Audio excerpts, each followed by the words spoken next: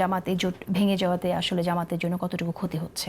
একটা কিছু যখন গড়ে ওঠে, একটা সংসার যখন তৈরি হয়, সংসার ভেঙে গেলে সেটা তো ক্ষতি হবেই।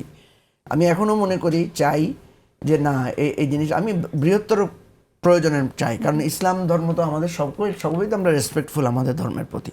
কেন জোট না হলে কি আমরা রেসপেক্টফুল থাকতে পারি না? না না না, আমি স্পেসিফিক বলছি আর কি। যেমন ধরেন, আমি চাই সমস্ত সমাজতান্ত্রিক দলগুলো একসাথে হয়ে ভোট করুক, আমি চাই সমস্ত ইসলামিক দলগুলো একসাথে হয়ে ভোট করুক। এটা একটা আমার, আপনি বলতে পারেন যে একটা উইশ আর কি।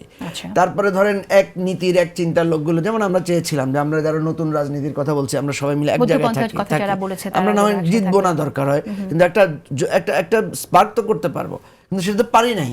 সমস্যাটা এখানে, কারণ আমাদের রাজনৈতিক ব্যবস্থাপনটা এমনভাবে করা যে দিন শেষে আমাকে একজন খুব সিনিয়র পলিটিশিয়ান, যাকে আপনি খুব রেসপেক্ট করেন, আমরা সবাই করি, আমি নাম বলছি না, উনি আমাকে সব কিছু বলার পরে লাস্টে বলছেন যে মঞ্জু, আপনাদের পার্লামেন্টে আসা দরকার। তো আমি ওনাকে বললাম, পার্লামেন্টে আসার মতো জনসমর্থন তো আমার এখন তৈরি হয় নাই। তার মানে উনি বলতে চাচ্ছেন আপনি আমাদের দলের সাথে হলেও আপনি আসেন।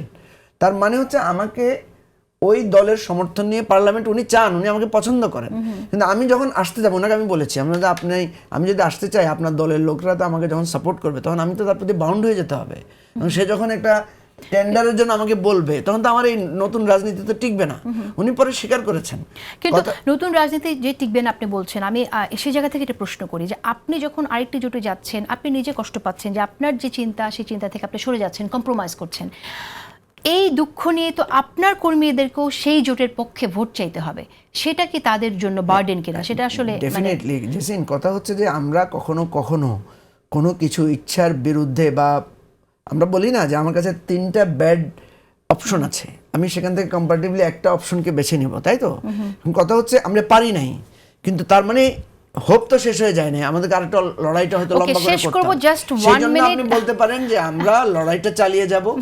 এবারে পারি নাই, এটা যদি কখনো সুযোগ হয়, কেন পারি না এটা আমি ডিটেইলস বলবো বা লিখবো, এটা আমার ইচ্ছা আছে।